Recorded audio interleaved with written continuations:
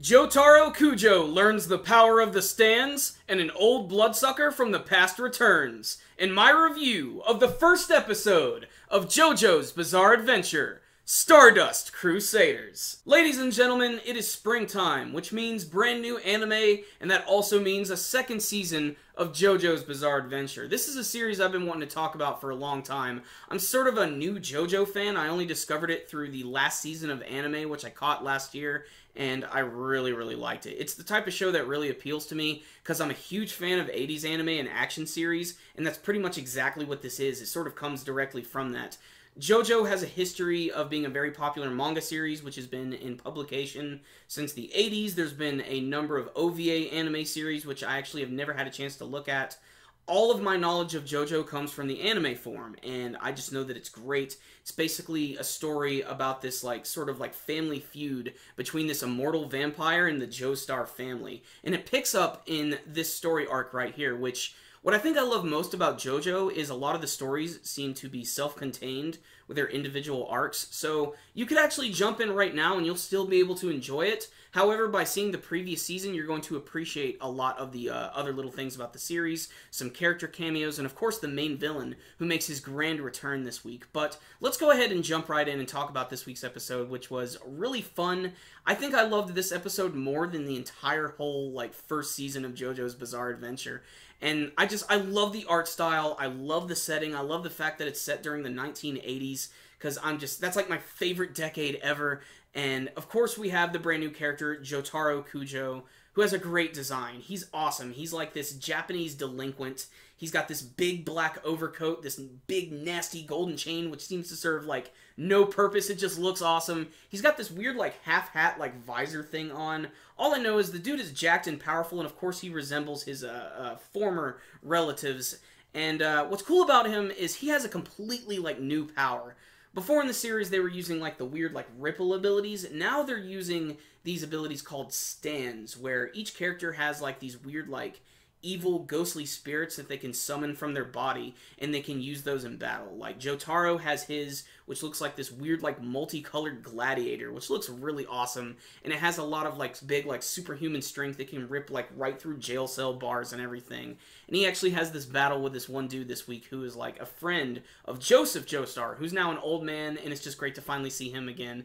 But this character by the name of Abdul, he has this stand which is called the Magician's Red, which is this big flaming half-man, half-bird, which can wrap people up with its weird flame whips. It's just a really great introduction to their powers, which are really unique and really awesome looking. But the introduction to JoJo is probably the best part. Jotaro is such an asshole, but he's such a cool character. When his mother comes to see him in jail, he just keeps calling her a bitch. He's unlikable and likable at the same time. It's really hard to describe. All I know is the reason he's in jail is because he feels that his brand new powers are evil and he doesn't really want to hurt anybody. But when his grandfather comes and explains everything, he's able to leave, and they actually find out that the reason that their powers are finally starting to manifest is because the Joestar's old enemy, the immortal vampire Dio, has actually returned. And at the beginning of the episode, you see these sailors have pulled this massive coffin up from out of the water, and that's when you realize, oh shit, it's Dio. He's back. And Dio is a fantastic villain. He's one of the most, douchebag villains I think I've ever seen. You just love to hate him. So every single time, you get in a fight with him, or, a character gets, in a major fight with him, and they actually hurt him, it feels really good. So I can't wait to see what Jotaro's brand new stand abilities are going to do against this guy, because he's just such an obnoxiously powerful character. And the fact that he was able to survive off of living on the original Joestar's body is so messed up. They see that at the end of the episode, that he's actually living on his original body, because they all have this, star birthmark that they seem to never notice before. Whatever, 80s anime, it's crazy. All I know is this was a great introduction to the brand new characters and powers of this brand new series. The animation and artwork are the best thing about this episode. They're completely unique. The colors are vivid and explosive. And of course, all the action scenes, especially that one at the end where Jotaro was able to kick that table away and, get rid of all the fire on his body so he could break out of the jail cell, was just really awesome. Just such a perfect preview to what this series is going to be all about. It has these moments of being really funny and over the top, and then it can go into some extreme dark territory, and that's what I think I like a lot also about JoJo. All I know is I can't wait to see more from this series because I have not read the manga version of Stardust Crusaders. I don't know too much about it.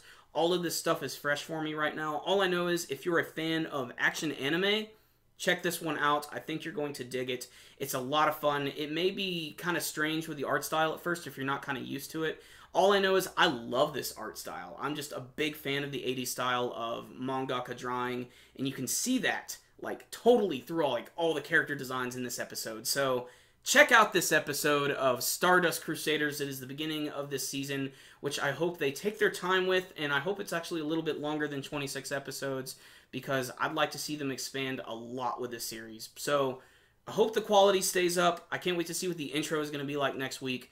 I'm not going to give a score for this week's episode because I want to see a little bit more from the series. I'm probably going to wait until the 3rd episode before I even start scoring the series, because I usually watch 3 episodes of a brand new series before I decide if I'm going to keep going. But all I know is, from this first episode alone, I'm loving it. Again, action anime fans, check it out. It is awesome. So if you guys had a chance to check out the very first episode of Stardust Crusaders, I would love to hear your thoughts about it. Are you guys actually fans of the manga series? Did you find out about this from the anime forum? I'd love to hear your thoughts below, and you can tell me about your favorite moments as well. Remember guys, before you leave, make sure and hit that like button so you can give this video a thumbs up. It's one of the easiest ways to support our videos. And you can subscribe to our channel so you can see all of our content as it is released. And you can check us out on Facebook and on Twitter. I'll put links to both of those in the description box below. Also, if you guys have not had a chance to check out JoJo's Bizarre Adventure, the first season, or even the brand new Stardust Crusaders, make sure to check them out on Crunchyroll. They are streaming all of the very first season right now, so make sure you can catch up so you can watch Stardust Crusaders, because it is a really, really fun show so far. So, there it is, guys. I will see you next time. Super Kami Guru 9000, out.